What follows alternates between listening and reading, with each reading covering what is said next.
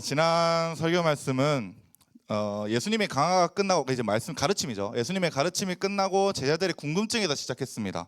이 요한복음을 계속 하려고 하는데 고등학교 친구들한테는 좀 미안하지만 고2, 3한테는 들었던 친구들이 대부분이 더 많아가지고 일단 이걸로 하려고 합니다. 그래도 안 들었던 것만큼 안 들었지만 들었던 만큼 여러분들한테 최대한 상세하게 설명하면서 나아가려고 합니다.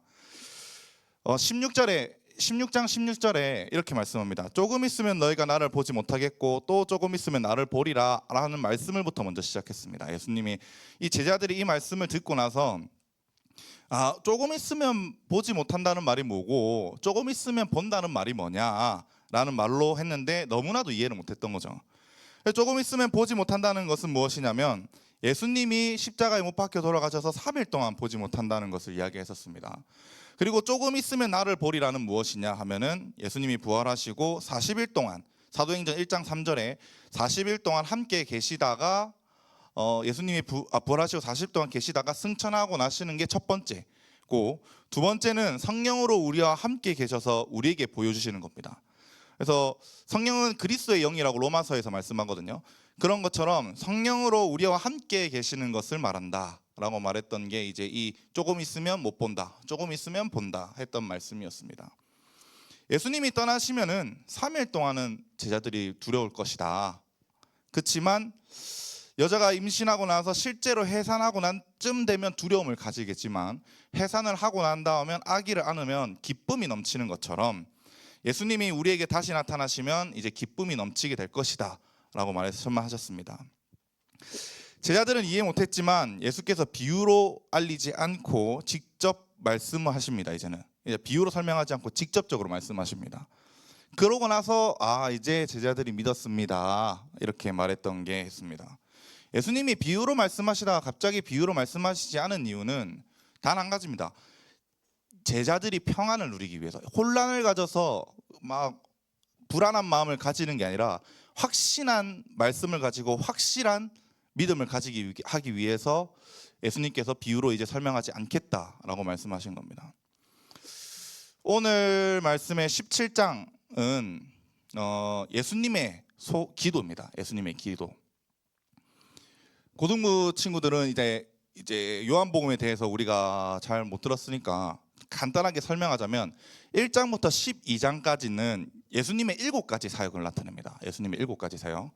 그래서 2장에는 물이 포도주로 바뀌는 거, 그 다음에 4장에는 왕의 신하를 고치는 거, 5장에는 38년 된 병자를 고치는 거고, 6장에는 오병이어 물고기 2마리와 떡 5개로 5,000명을 먹인 거, 그 다음에 갈릴리 호수를 건너신 거, 그 다음 9장에서 태어날 때부터 맹인 앞을 보지 못하는 사람을 고치신 거, 11장에서 나사로를 부활하게 하신 거, 이게 이제 총 내용입니다. 크게. 근데 뿐만 아니라 7가지의 에고 에이미가 있습니다. 나는 누구누구다 하면서 비유로 설명하시거든요. 그게 첫 번째, 나는 생명의 떡이다. 두 번째가 나는 세상의 빛이다. 나는 양의 문이다. 나는 선한 목자다. 나는 부활이고 생명이다. 나는 곧 길이요 진리요 생명이다. 나는 참 포도나무다 라고 말씀하셨던 게 스스로 자기 계시를 하셨습니다. 이렇게 총 7가지로. 이 표적이랑 아까 내가 말했던 나는 누구누구다, 이건 사실 연관돼서 예수님이 설명하시거든요. 예를 들면 오병이어가 우리는 이제 떡이라고 알고 있는데 사실은 이제 빵이죠. 유대인들 관점에서 보면 빵인데, 이 빵과 물고기를 주고서 육신을 채우는 게 아니라, 육신을 채우는 것을 구하고 하는 게 아니라 참빵이신 예수 그리스도를 먹어서 영적으로 성장하고 영적인 것을 먹어라 라고 말씀하셨던 강화와 연결되는 겁니다. 그리고 이제 13장부터 16장은 성령과 포도나무를 비유합니다. 그래서 14장 16장이 이제 성령에 대해서 이야기하거든요. 16장은 뭐냐? 15장은 뭐냐? 예수님을 믿어야지 성령이 받을 수 있다는 겁니다. 예수님을 믿어야지 성령을 받을 수 있다. 그래서 성령을 우리가 받아야 되는 이유까지 같이 설명해 주신다라고 이해하시면 됩니다. 13장부터 16장의 별명이 제가 뭐라고 했어요, 희원 씨? 급하게 보고 있는 현우야. 네, 가르쳐 보자. 그 다락방 강화라고 합니다. 다락방 강화. 이게 왜냐하면 마가의 다락방이나 무슨 다락방에서 가르치셨다고 해서 다락방 강화라고 하는데 17장에도 별명이 있습니다. 17장 뭐게? 하면은 당연히 모르겠죠. 대제사장의 기도라고 합니다. 대제사장의 기도. 그래서 이 대제사장의 기도는 크게 세 가지로 나눕니다. 크게 세 가지. 1절부터 5절이 예수님 자신을 위한 기도. 예수님 자신을 위한 기도. 대제사장의 역할에 대한 기도. 그다음에 6절부터 19절이 제자들을 위한 11 제자들을 위한 기도입니다. 그다음에 20절부터 26절이 이 11 제자를 통해서 믿게 될 제자 그 미래의 제자들이죠. 미래의 제자들을 향한 기도입니다. 그러면 17장의 초점은 어디 있을까? 자, 예수님이 항상 말씀 성경은 분량이 많으면 강조입니다. 그리고 두 번 말하면 강조고. 그럼 분량이 제일 많은 게 어디였노? 제자들, 11 제자들한테 있습니다. 당연히 왜 11 제자 있냐면 11 제자를 지켜주고 하나 달라고 일단 말씀하시거든요. 왜 지켜냐 하면 예수님이 사명을 끝나고 나시면 이제 하늘로 승천하고 올라가셔야 됩니다. 그러면 이 땅에 유일하게 복음을 전할 사람이 누굴까? 11 제자들밖에 없습니다. 그러니까 11 제자들이 중요하고 11 제자들을 위해서 중보기도 하시는 겁니다. 그러면 어떻게 왜 중보기도를 해야 되냐? 왜 지켜달라고 해야 되냐? 하면은 세상이 예수님을 핍박했던 것처럼 이제 세상은 제자들을 핍박할 겁니다. 복음을 전했다는 이유로. 그럼 이들이 위험하니까 예수님은 하나님한테 아버지한테 아버지 이들을 지켜주십시오 라고 말하는 게 이 오늘 17장 전체의 내용입니다. 근데 사실 17장 전체를 다 설명하면은 이 나눠서 할 건데 1장부터 10절까지가 오늘 할 내용이고 11절부터 26절까지가 사실 여러분들에게 더 와닿는 설명일 것 같고 설교일 것 같습니다. 근데 오늘 설교를 이해해야지 왜 우리가 중요한 존재들인가라는 것을 깨닫게 됩니다. 그래서 여러분들이 이 대제사장의 기도를 먼저 조금 더 새기게 바랍니다. 그리고 그 기도가 풀리기 바랍니다. 예수님이 여러분들을 향한 기도가 풀리기를 바랍니다. 그래서 예수께서 아버지께 기도하시는 대로 풀려서 하나님과 예수님이 하나이신 것처럼 저와 여러분들도 주님과 하나 되는 사람들이 되기를 주님의 이름으로 간절히 바랍니다. 1절 한번 보겠습니다. 같이 읽을게요. 시작. 예수께서 이 말씀을 하시고 눈을 하늘 우러러 이르시되 아버지여 때가 이르렀사오니 아들을 영화롭게 하사 아들로 아버지를 영화롭게 하게 하소서. 아멘. 서론에서 말씀드린 것처럼 17장은 여러분 대제사장의 기도라고 했잖아요. 그러면 대제사장이 하는 일이 뭔데 영민아? 네, 제사. 오, 끝? 오케이. 반만 맞았으니까 반만 칭찬하겠습니다. 구약에서 대제사장이 하는 일은 이제 하나님을 섬기는 사람은 총 세 분류로 나타나집니다. 그 대표적으로 첫 번째 레위인이 나눠지고 그 다음에 그 중에서 선택된 자들에서 제사장. 그 중에서 이거는 절대로 안 되는 세습과 같은 핏줄로만 유일하게 할 수 있는 것이 뭐냐면 대제사장입니다. 근데 레위인 같은 경우는 성막을 지킵니다. 성전을 지키고 그 다음에 찬양을 하고 예배를 이끌어가고 그 주변에 경계를 서고 뭐 이렇게 하는 역할을 레위인이 합니다. 두 번째 제사장은 제사를 돕습니다. 뭐 우리가 들으면 번제를 하면은 뭐 야 이렇게 제사 이렇게 해야 된다 저렇게 해야 된다 해야 되거든요. 레위기에 보면은 제사는 제사장이 하는 게 아닙니다. 정확하게 말하면 제사를 돕는 역할이라서 제사를 드리는 제주가 해야 됩니다. 제주가. 그래서 옆에서 야 그거는 그렇게 자르면 안 돼 이렇게 잘라야 돼 이렇게 설명해 주는 이게 이제 제사장 역할이고 두 번째가 이제 이 각 성에 돌아가서 말씀을 가르치는 율법을 가르치는 역할하는 게 제사장의 역할입니다. 마지막으로 대제사장은 아까 영민이가 말했던 것처럼 제사 그 다음에 중보기도의 역할을 하는 게 이제 대제사장의 역할입니다. 예수님의 제사 사역은 뭘까? 수아나 예수님의 제사 사역 모르겠다. 예수님의 제사 사역은 십자가 사역입니다. 십자가 사역으로 이미 끝났고 하셨고 그럼 우리는 뭘 해야 되냐면 예수님은 17장에서 그럼 뭐 하냐면 중보기도를 하십니다. 그럼 중보기도가 뭐냐? 그래서 중보기도 하는데 누구를 위해서 대신 기도해 주는 걸 말합니다. 누구를 위해서 대신 기도해 주는 거. 예를 들면서 누가 힘들어하고 있다. 하나님 누구 뭐 희원이 너무 힘들어하는데 희원이를 위해서 힘을 더해 주십시오. 뭐 이렇게 기도하는 것과 또 하는 거 뭐냐면 뭐 사명을 잘 감당하게 해주세요. 뭐 성령의 능력을 더 부어주세요. 뭐 이런 식으로 하는 게 이제 중보기도에 하는 역할입니다. 그래서 1절에 보면 이 말씀 1A로 갈까요?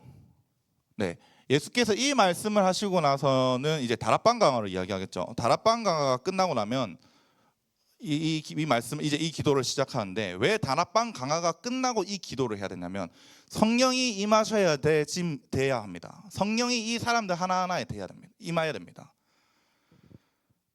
간단한 또 하나 추가적으로 17장 설명 전체를 하자면 17장은 전부 다 완료형입니다. 이미 끝났다고 설명합니다. 그러니까 과거형으로 적었다는 거죠. 과거형. 근데 잘 들어보면 예수님의 기도는 과거형이 아니거든요. 미래에 있을 이야기입니다. 왜 그러냐? 분명히 이렇게 될 거라고 예수님이 선언하시는 겁니다. 그래서 과거형으로 적으신 거거든요. 이제 무엇을 말씀하시냐면 때가 이르렀다고 말씀합니다. 아버지여 때가 이르렀사오니 이제 십자가에 지고 제사 사역을 감당할 때가 왔다는 겁니다. 18장 19장이 이제 제사 사역이거든요.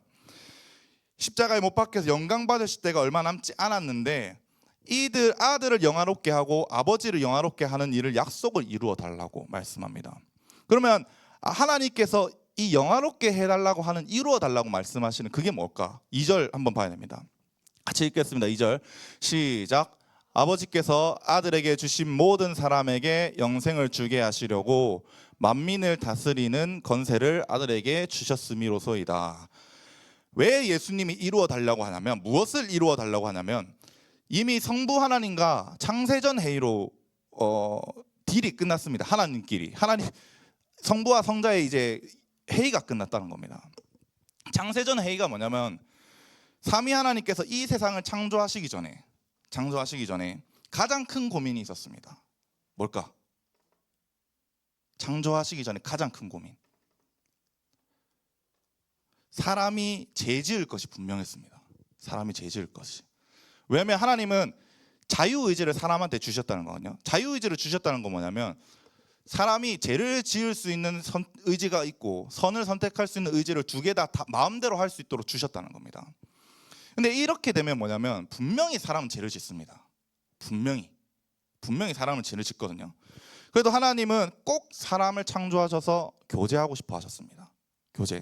뭐 어떻게 하면 고민하시고 있으셨을 텐데 그때 예수께서 내가 저들을 위해서 십자가를 지고 내가 저들의 죄를 사하고 영원한 천국을 함께 가게 할 테니까 그 대신에 예정한 겁니다. 누구 이 애들만 내가 구원하겠다라고 말하는 게 이제 창세전 회의입니다. 이게 예정론이랑 관계가 되거든요. 예를 들면 이게 전 세상의 사람이다. 여기 있는 사람들이. 그러면 뭐 소수만 구원받는다 이렇게 하면 이 앞줄에 앉은 사람만 구원받는다 이렇게 되는 거나 뭐 그렇게 한다는 겁니다. 그래서 그 다음에 플러스로 주신 게 뭐냐? 야 그러면 네가 십자가 사명을 다 감당하고 난 다음에 다시 새 하늘과 새 땅이 펼쳐지면 그때 만민을 다스리는 권세를 너한테 다 주겠다. 여기까지가 간 게 이제 창세전 회의입니다. 그럼 예수님이 언제 이 권세를 받으셨게? 언제? 이 만민을 다스릴 수 있는 권세를 언제 받으셨을까? 야 희원아 니는 말해야지.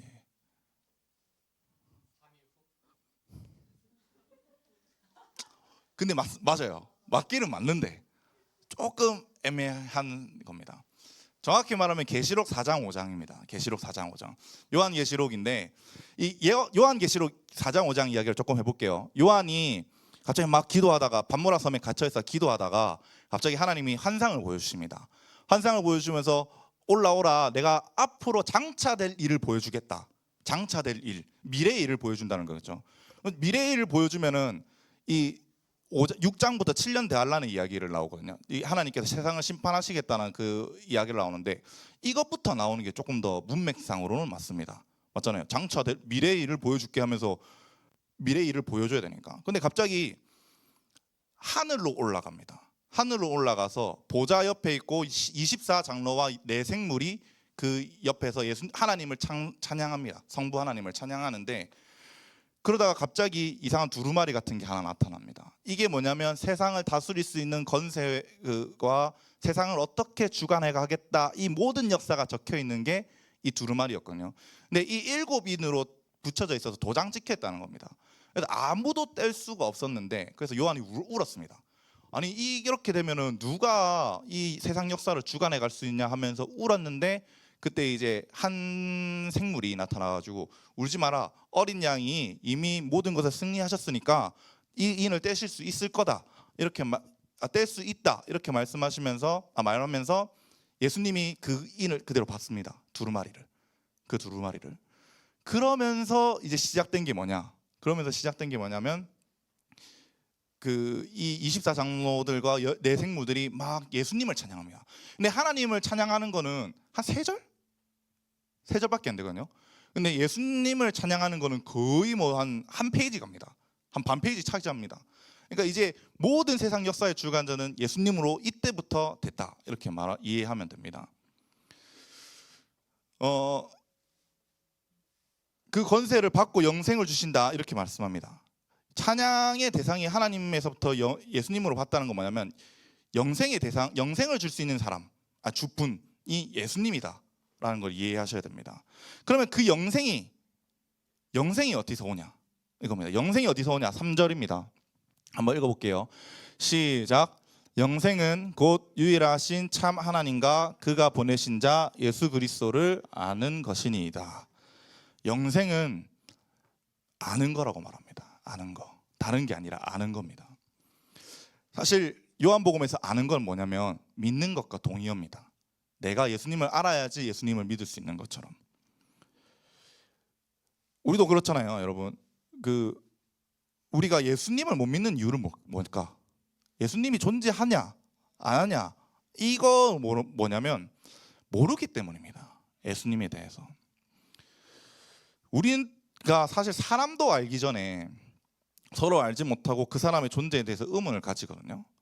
요즘에 AI 많이 나오잖아요. 유튜브 나오면은 AI 사람 많이 나오는데, 저 요즘에 그 동영상을 보면서 항상 의심이 드는 게 뭐냐면 저게 진짜일까, 저게 AI일까, 이런 생각 좀 합니다. 이미 너무 사람처럼 잘 만들어 놓으니까 저게 존재하는 사람일까 아닐까, 이거부터 생각하게 되는데, 이 알미 중요한 겁니다. 그래야지 믿게 되니까. 그래서 예수님을 알아야 믿게 되는 겁니다. 근데 어떻게 알아야 되냐? 우리 항상 말하지만 저 아는 것은 헬라어로 기노스코, 경험적으로 알아야 된다는 겁니다. 경험적으로. 그냥 지식적으로만 아는 게 아니라 우리가 기도하고 찬양하고 예배하는 가운데서 하나님께서 임하시면 우리가 하나님을 믿게 되는 그런 경험적인 지식이 필요하다는 겁니다. 친밀한 지식, 긴밀한 지식. 그리고 또 그러면 무엇을 친밀하게 알고 긴밀하게 알아야 되냐? 유일하신 참 하나님과 그가 보내신 자 예수 그리스도를 아는 것이다, 알합니다. 유일하는 뭘까? 6장 4절, 신명기 6장 4절. 들으라 이스라엘아, 우리 하나님 여호와는 오직 유일하신 여호와 하나님이시니 라고 말씀하는 것처럼 다른 신이 없다는 겁니다. 유일한 하나님이시고, 참은 진리, 딱 한 분, 이렇게 해서 진짜 하나님이라는 겁니다. 유일하고 진짜, 이건 겁니다. 근데 이사야서 39장부터 66장이 이제 그 예수님 십자가 사건 이후 이런 해석들이 많지만 39장은 이제 그 이유를 이야기합니다. 포로기 이후 이렇게 막 이야기하는데, 이사야 39장 이후로부터 하나님이 다른 신들과 신이란다. 다른 이제 하나님을 안 믿는 사람들과 변론하면서 이렇게 말합니다. 진짜 하나님이라면, 너희가 말하는 진짜 신이라면 딱 2가지를 할 줄 알아야 한다. 첫 번째, 세상을 창조할 줄 알아야 한다. 두 번째, 구원을 베풀 줄 알아야 한다. 이렇게 말씀합니다, 이사야에서. 근데 너희가 믿는 신이 진짜 천지를 창조했냐? 그 하늘과 그 땅을 다 창조했냐? 라고 첫 번째 물어봐라. 두 번째, 너희 신이 그럼 너희 영혼을 어떻게 구원하는지 한번 물어봐라 라고 말을 합니다. 그래서 하나님은 이렇게 말합니다. 나는 천지를 창조했고 나는 너희한테 구원을 베풀 계획을 이미 만들었다 라고 말씀하십니다. 그럼 그 구원 계획이 뭐냐? 그가 보내신 자 예수 그리스도를 아는 것이니이다 합니다. 그가 보내신 자. 그가 보내신 자에서 보내신 자는 분명한 목적을 가지고 보냈다는 겁니다. 아포스텔로. 분명한 목적을 가지고, 구원을 위한 목적을 가지고 예수님을 보냈다는 겁니다. 예수님 보고 띵가띵가 놀아라고 이렇게 이 땅에 보내는 거 아닙니다. 네가 할 일이 있으니까 내가 보낸다라는 겁니다. 그래서 영생을 얻기 위해서는 딱 두 가지를 믿어야 됩니다. 참 진리이시고 유일한 하나님을 믿어야 되고, 두 번째, 그가 보내신 자 예수 그리스도를 믿어야 된다. 이스라엘 백성이 하나님을 아는 지식이 없어서 멸망했다고 합니다. 이스라엘 백성 6장 4절, 호세아서 6장 4절. 하나님을 아는 지식이 없어서 이 백성이 망하는도다. 우리는 하나님을 알지 못하기 때문에 망하게 되는 겁니다. 사람이 영혼이 망하게 되고 영이 망하게 되고 혼이 망하게 되고. 4절 5절 함께 읽어보겠습니다. 시작. 아버지께서 내게 하라고 주신 일을 내가 이루어 아버지를 이 세상에서 영화롭게 하였사오니 아버지여, 창세전에 내가 아버지와 함께 가졌던 영화로서 지금도 아버지와 함께 나를 영화롭게 하옵소서. 아멘.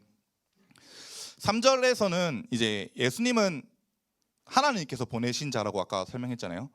그리고 나서 이 땅에 보내신 이유는 분명한 목적을 가지고 오셨다 이렇게 말씀드렸습니다. 그게 뭐냐면 4절에 보면 내게 하라고 주신 일을 내가 이루어 이렇게 하는 거.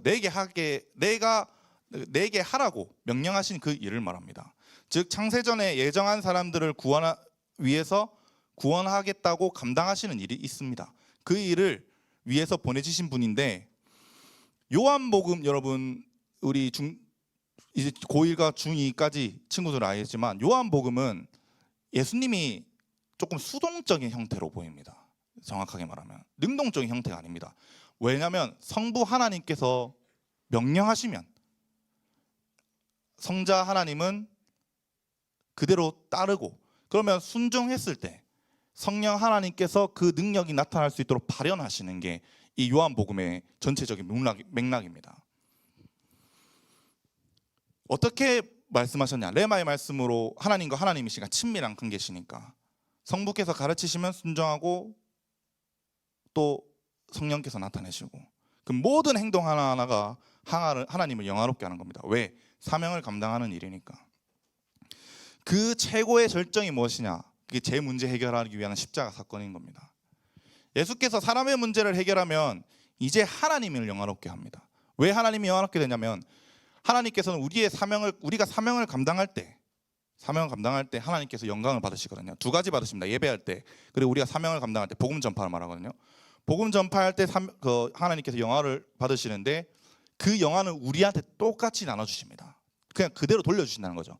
그래서 그게 아버지를 이 세상에서 영화롭게 하였으니, 넘어볼까요? 내게 하라고, 아버지여, 창세전에 내가 아버지와 함께 가졌던 영화로서 지금도 아버지와 함께 나를 영화롭게 하소서.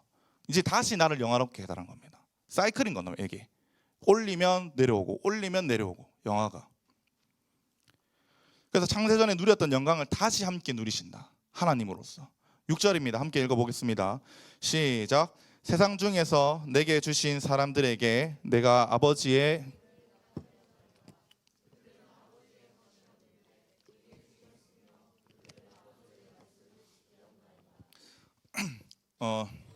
1절부터 5절은 예수께서 자신을 위한 기도입니다. 자신을 위한 기도. 6절부터 19절은 이제 11제자를 위한 기도입니다. 저는 근데 이 6절부터 26절까지 사실은 문맥은 나눠져 있지만 현재 살아가는 우리한테는 6절부터 26절은 다 우리에게 하는 말이라고 생각합니다. 현재 살아가는 우리에게. 아까도 말씀드렸던 것처럼 창세전에 삼위 하나님께서 구원하실 자를 미리 예정했다고 했습니다. 가장 큰 문제가 자유의지로 죄를 추구하는 삶을 사는 게 가장 문제였는데, 성부, 성자, 성령께서 의논하셔서 십자가 사명을 감당하셨다. 그리고 예정된 자를 하겠다라고 의논했다고 했습니다. 그럼 구원받으려면 어떻게 해야 됩니까, 여러분? 구원받으려면 3절이잖아요. 참 유일한 참 하나님과 그가 보내신 예수 그리스도를 믿는 것이다. 맞습니다. 구원받는 거 맞습니다. 예수님을 믿어야 됩니다. 근데 믿는 게 여러분 마음대로 됩니까? 물어보겠습니다.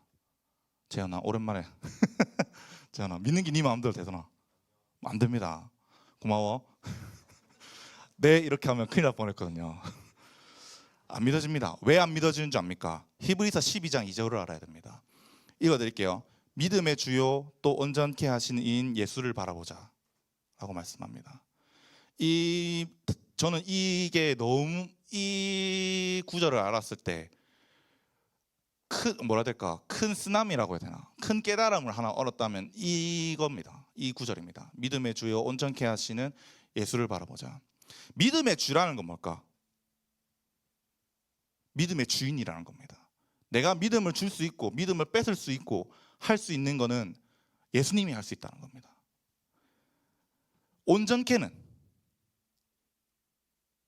아까 원어를 잠깐 살펴다가 까먹었었는데 이 뜻이 뭐냐면 불완전한 걸 완전하게 하는 거를 이제 분사형으로 적은 겁니다. 형용사처럼 적었다는 거죠. 불완전한 믿음을 온전한 믿음으로 성장시켜 나가는 것도 예수님이라는 겁니다. 우리의 믿음이 작은 것에서 서서히 자라나게 하는 것 또한 예수님이 하는 겁니다. 6절도 마찬가지입니다. 세상 중에 내게 주신 사람들에게 내가 아버지의 이름을 나타내었나이다. 그러니까 다 구원받는다는 게 아닙니다. 모든 세상에 있는데 특정 몇만 사람만 예수님께서 선택하셨다는 겁니다. 예정하셨다는 겁니다. 그 사람들 중에서 그 사람들에게만 아버지의 이름을 나타내었다는 겁니다. 아버지의 이름을 나타내었다는 거 뭐냐면 고대에서는 이름은 정체성입니다. 본질이고, 아버지의 이름을 나타내었다는 것은 하나님을 나타내셨다는 겁니다. 하나님의 이름, 하나님이 누군지, 하나님이 어떤 분인지 다 알려주셨다고 말하는 겁니다. 그런데 알고 보니까 그 믿음을 그것을 듣고 믿는 자들은 우리가 믿는 줄 알았는데 그게 아니라 창세전부터 이미 예정되어 있던 자들이었다는 겁니다. 그들은 하나님의 이름을 듣기만 해도 이해가 됐고 알았고 하나님의 말씀을 지켜나갈 수 있는 마음이 이미 있었다는 겁니다. 지금은 아닌 것 같아 보이지만 나중에는 이렇게 바뀌는구나 라는 것을 알게 되는 겁니다. 7절 8절 한번 읽어보겠습니다. 같이 읽을게요. 시작. 지금 그들은 아버지께서 내게 주신 것이 다 아버지로부터 온 것인 줄 알았나이다. 나는 아버지께서 내게 주신 말씀들을 그들에게 주었사오며 그들은 이것을 받고 내가 아버지께로부터 나온 줄을 참으로 아오며 아버지께서 나를 보내신 줄도 믿었사옵나이다. 7절에 지금은 보다 이제는으로 번역하는 게 조금 더 여러분들이 문맥을 이해하는 게 좋습니다. 그래서 이제는 그들은 아버지께서 내게 주신 것이 다 아버지께로부터 온 것인 줄 알았나이다. 이렇게 이해하면 좀 번역하면 여러분들이 더 이해하기 쉬울 것 같습니다. 다 아버지로부터 온 거라고 알았습니다. 왜냐하면 예수님의 모든 것은 아버지 것이라고 말씀하거든요. 6장에서 5장인가? 예수님은 이 땅에 계실 때 33년 계셨잖아요. 30년을 일단은 우리는 잘 그 생을 모르니까 3년 동안 하셨을 때 신성과 인성을 가지고 두 개 다 가지고 계셨고 하나로 융합돼서 분리하고 구분할 수 없지만은 신성을 전혀 사용하시지 않았습니다. 그럼 신성이 없는데 어떻게 표적과 기적이 나타나냐? 요한복음 4장 18절부터 19절에 보면 주의 성령이 내게 임하셨으니 이는 가난한 자에게 복음을 전하게 하시려고 내게 기름을 부으시고 나를 보내사 포로된 자에게 자유를, 눈먼 자에게 다시 보게 함을 전파하여 눌린 자에게 자유롭게 하고 주의 은혜의 해를 전파하게 하려 하십니다. 그러니까 주의 성령이 임했다는 겁니다. 첫 번째, 주의 성령이 내게 임하셨으니 인 겁니다. 그 언제 임했게? 아니요. 세례요한한테 물로 세례받았을 때 비둘기 모양으로 성령이 내려오심을 보고 그때부터 이제 예수님의 사역이 제대로 시작된 겁니다. 하나님이 예수님께 가르치고 아들에게 가르친 것처럼, 그리고 예수님 명령하시면 내 아버지 순종하겠습니다 하고 하나님이 명령으로 야 일어나라고 해라, 야 눈에 침 발라서 실로암에서 씻어가라 해라, 야 나사로 보고 나오라고 해라, 무덤에서 나오라고 해라, 이런 명령을 하시면 그대로 순종하면 성령의 능력이 그대로 이렇게 나타난다고 말씀하는 겁니다. 그리고 그 표적마다 연관된 가르침, 아버지께서 가르쳐 주신 가르침도 함께 연관되어서 가르쳐 주신다. 다 누구 거냐? 그게 다 아버지 거다. 예수님이 스스로 하신 게 아니라 다 아버지 거다. 아버지께서 알려주신 것이고 아버지께서 능력을 주신 것이다. 그 기적을 보니까 제자들이 알게 되더라가 되는 겁니다. 예수라는 사람이, 이때까지 우리는 진짜 사람인 줄 알았는데 그게 아니라 하나님의 아들이 맞구나. 하나님이 예수님을 우리를 구원할 유일한 메시아로 보냈구나라는 것을 이제 11 제자들이 깨달았다는 겁니다. 여러분 2022년에 제가 이 교회에 왔습니다. 저는 가끔씩 친구들이 2022년이라고 하면 안 믿더라고요. 저 2022년에 왔습니다. 더 오래되지 않았습니다. 처음에 와서 첫 번째 한 게 뭐였냐면 강해 설교를 했습니다. 여기 사기가 없으니까 하는 말인데, 사기가 제가 처음에 딱 섰을 때 뭐라고 말했냐면 저 전도사는 저 사람은 전도사가 아니길, 저 사람은 전도사가 아니기를 3번 외쳤답니다. 속으로.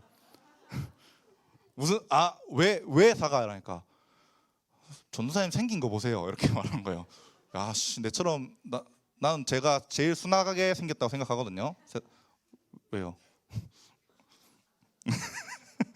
제일 순하게 생겼다고 생각합니다. 근데 강해 설교했잖아요. 그때 동시다발적으로 들린 게 뭐게? 와, 나오나? 동시다발적으로 듣는 게 뭐였냐면 설교가 너무 길다. 너무 길다. 왜 이렇게 기냐? 아니 담임 목사님보다 설교 길면 어떻게 하냐? 이 말을 제일 많이 들었습니다. 그래 뭐 이해합니다. 죄송합니다. 근데 저는 고집 부렸습니다. 고집 계속 부렸습니다. 왜게? 왜? 주먹으로 고집 부렸다고? 왜 계속 부렸냐면 영이 반응하는 걸 봤습니다. 저는 많이 영이 말씀을 제대로 들으면 영이 반응하는 걸 들었습니다. 어떤 사람은 한 번에 뒤집어지는 것도 봤고, 어떤 사람은 점점 성장해 가서 나는 것을 봤습니다. 사실 이 공간 안에서 선생님들께서도 많이 느끼시는 것도 많을 거라고 생각합니다. 많이 봤습니다. 정신은 말짱한데 집회를 하다가 정신을 말짱하거든요. 찬양 부르고 이렇게 있는데 갑자기 자기도 모르게 눈물 흘린 사람 봤습니다. 많이 봤습니다. 예수를 몇 년 동안 안 믿다가 계속 말씀이 심어져서 영이 반응해서 스스로 깨어져서 예수를 믿는 사람도 많이 봤습니다. 저는 집회를 많이 다니니까. 그래서 이 강해 설교를 절대로 포기 못했습니다.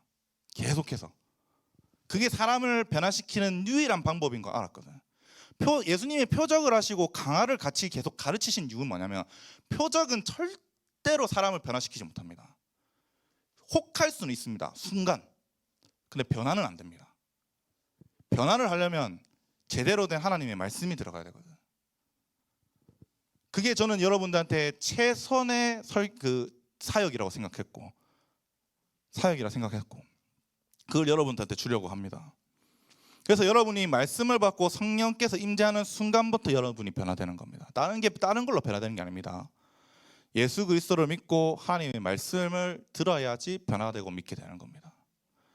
여러분들이 더 말씀을 받은 자가 되기를 바랍니다. 그래서 믿음이 없다면 믿음이 생기는 자가 되고, 믿음이 작다면 믿음의 분량이 커지는 사람이 되어서 믿음의 역량이 커지는 사람이 되길 바랍니다. 그 믿음의 역량이 커지는 사람은, 전 단호하게 말씀할 수 있지만 하나님과 가장 친밀하게 되는, 더 친밀한 만큼, 믿음이 커지는 만큼 하나님과 친밀해질 겁니다. 저는 제가 이때까지 봤던 모든 사람들, 예수를 믿는 사람들을 봤을 때 그렇게 다 그랬었으니까. 9절부터 10절입니다. 마지막인데 한번 읽어보겠습니다. 9절입니다. 시작. 내가 그들을 위하여 비옵나니 내가 비옵는 것은 세상을 위함이 아니요 내게 주신 자들을 위함이니이다. 그들은 아버지의 것이로소이다. 내 것은 다 아버지의 것이요 아버지의 것은 내 것이온데 내가 그들로 말미암아 영광을 받았나이다. 예수님은 제자들을 위해서 다시 한 번 더 구합니다. 제자들을 위해서 뭘 구하시냐면 세상 사람들을 위한 게 아닙니다. 세상 사람들을 위하여서 기도한다는 게 아니라 11 제자를 위해서 기도하신다고 말씀합니다. 그리고 그들로 인해서 예수님은 영광을 받으셨고 우리도 그 영광을 누리면서 살게 될 겁니다. 왜 우리가 하나님의 영광이 될까? 아까 말했던 것처럼 복음을 전하고 사명을 감당하기 때문입니다. 다른 이유 없습니다. 사람의 어떠함으로 하나님을 기쁘게 할 수 있는 건 전혀 없습니다. 하나님을 기쁘게 할 수 있는 건 딱 2가지, 예배와 사명밖에 없습니다. 근데 여러분, 우리는 세상이 가질 수 없는 것을 가진 자입니다. 그게 뭘까? 복음 받고 구원하는 거. 복음. 성경책은 들고 다닐 수 있습니다. 내 옆구리에 이거 딱 끼워가지고 옆에 들고서 교회 왔다 갔다 할 수 있습니다. 근데 세상에는 복음이 없습니다. 그 사람에게는 복음이 없습니다. 왔다 갔다 하는 사람에게는. 예수님이 왜 제자들을 이렇게 칭찬하실까? 왜 이렇게 기도하실까? 왜 지켜달라고 하실까? 왜 그들이 영광이 된다고 말씀하실까? 예수님이 떠나고 난 다음에 유일하게 하나님께 영광을 돌릴 수 있는 복음을 전할 수 있는 사람들이기 때문입니다. 이 땅에 복음을 전파하는 유일한 사람들이기 때문에 예수님은 우리를 위해서 간구하시고 기도할 수밖에 없습니다. 예수님은 지금도 하나님 보좌 우편에 앉으셔서 계속해서 우리를 중보하시고 있다고 히브리서에서 말씀합니다. 하나님을 아는 것이 그만큼 가치 있는 일입니다. 세상에서는 우리를 어떻게 볼지 모르겠습니다. 사실 수능 999거든요. 고등부 선생님들은 처음 아시겠지만 제가 별명이 비둘기입니다. 왜냐하면 수능 저 언수의 과탐 2과목이었거든요. 4과목이었나? 그때 3과목이었나? 모르겠는데 999999였습니다. 제가 999였습니다. 세상에서 바라볼 때는 하찮은 사람입니다. 뭐라고요? 세연아 뭐라고? 4%? 하위 4%. 멋있긴 하네. 세상에서 괜히 말했다. 세상에서 볼 때는 저를 어떻게 바라볼지 모르겠습니다. 근데 말씀에서 뭐라고 말씀하냐면 다른 거 다 필요 없고 너는 복음을 가진 자니까 가장 귀한 자다라고 말씀합니다. 복음을 전파할 수 있는 자이기 때문에 귀한 겁니다. 다른 것이 아닙니다. 키가 커서도 아니고요. 살이 많아서 이제 그런 것도 아니고 복음을 가진 자이기 때문입니다. 저와 여러분들이 가치 있고 보배로운 자들이 되기를 바랍니다. 우리는 여러분 창세전에 삼위 하나님께서 예정하신 자들입니다. 다른 자가 아닙니다. 이미 너희한테 구원을 베풀어 주시겠다고 예정된 자입니다. 그렇기 때문에 우리는 하나님의 것이자 가치가 있고 보배로운 사람입니다. 그러나 우리가 가치 있고 보배롭게 되는 것은 여러분 복음을 전할 때입니다.